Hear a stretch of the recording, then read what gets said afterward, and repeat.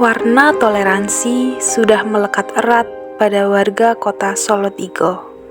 Kota kecil dengan banyak kearifan di dalamnya, tentunya banyak segala jenis bangunan keagamaan yang berdiri tegak di tempat. Dari sekian banyak tempat keagamaan tersebut, terdapat satu tempat yang mempunyai nilai akulturasi yang unik dan baru di kalangan warga Solotigo, yakni Masjid Hidayatullah. Lokasinya berada di Jalan Abioso nomor 14, Kecamatan Sidomukti, Kota Solotigo.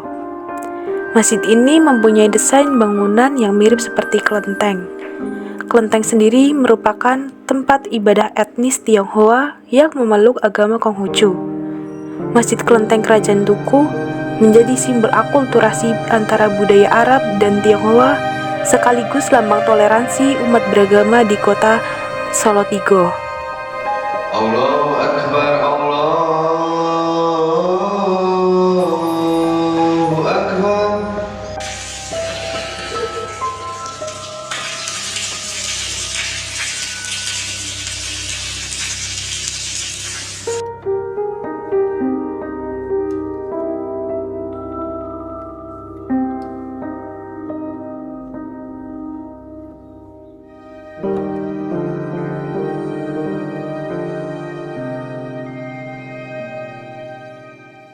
Oke.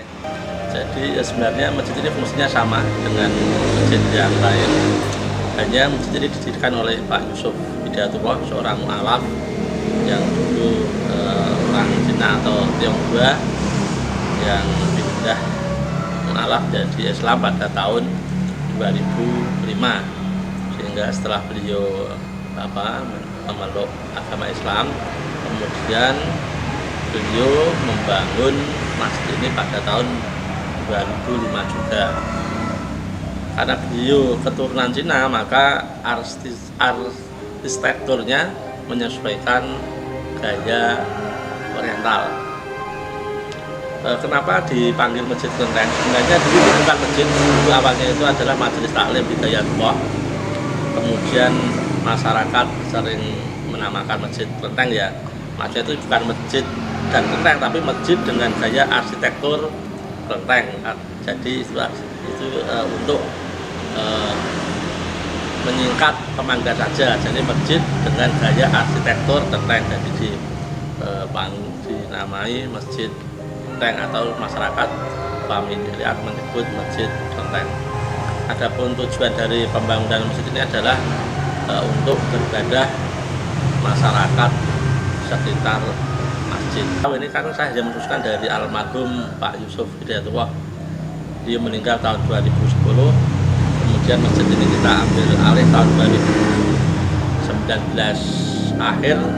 Kita fungsikan sebagai masjid dan sebagai pondok pesantren. Jadi apakah ada makna khusus atau enggak, kita juga kurang paham. Kita hanya melanjutkan saja karena ini juga bukan sesuatu yang baik. Ini kan bisa dibilang percampuran budaya yang baik untuk kita teruskan. Jadi di sini yang menjadi pusat kegiatan adalah di masjid ini sendiri, kemudian didukung oleh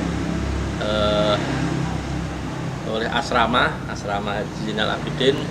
Kemudian ada ada 7 kamar, kemudian ada 4 asrama, ada 8 asrama yang cukup besar, kemudian ada kantor administrasi, kemudian juga untuk kantin, ruang makan. Ya, jadi kalau kegiatan kita full karena di sini pondok pesantren. Dari subuh kita gunakan jamaah salat subuh, diteruskan untuk pengajian nahwu sorof. Kemudian sore dilanjut sebelum maghrib ada nas takmir, kemudian sholat jamaah maghrib, dilanjut dengan sorogan Quran, kemudian isya berjamaah, kemudian ba'da isya itu ada 2 kali kegiatan ngaji, yaitu ngaji kitab dari jam 8 sampai jam 9, jam 9 dari jam 10 itu yang rutin. Kemudian tiap Ahad pon kita ada kajian tafsir Al-Iblis. Kemudian malam Sabtu PON ada mujahadah dari Gus Endar dari Pondok Rapiak Yogyakarta. Kemudian malam Jumat kita ada acara Yasin Tahlil. Kemudian malam Selasa kita ada acara sholawat tiba. Ke depan mungkin kita akan tambah beberapa bangunan lagi karena ini ada penambahan santri yang lumayan banyak yang daftar. Mungkin kita akan membangun beberapa orang lagi, mohon doa restu dan bantuannya dari segi pemikiran dan yang lainnya. Kemudian untuk dari sisi masjidnya belum ada pemikiran untuk mengubahnya. Meskipun luas bangunannya hanya 300 meter persegi, namun masjid ini sangat fungsional. Selain sebagai sarana beribadah, Masjid Klenteng Kerajaan Duku juga menjadi pusat dakwah, bahkan pondok pesantren entrepreneur atau wirausaha.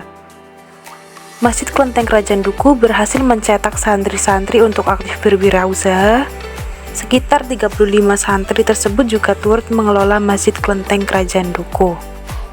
Masjid Klenteng ini merupakan sedikit potret keunikan dari kota Solo Tigo yang dikenal sebagai kota dengan toleransi yang tinggi. Toleransi ini terbangun karena masyarakat kota yang bermukim di bawah Gunung Merbabu ini sudah terbiasa menjalankan cara pandang, sikap, dan perilaku yang moderat dalam beragama.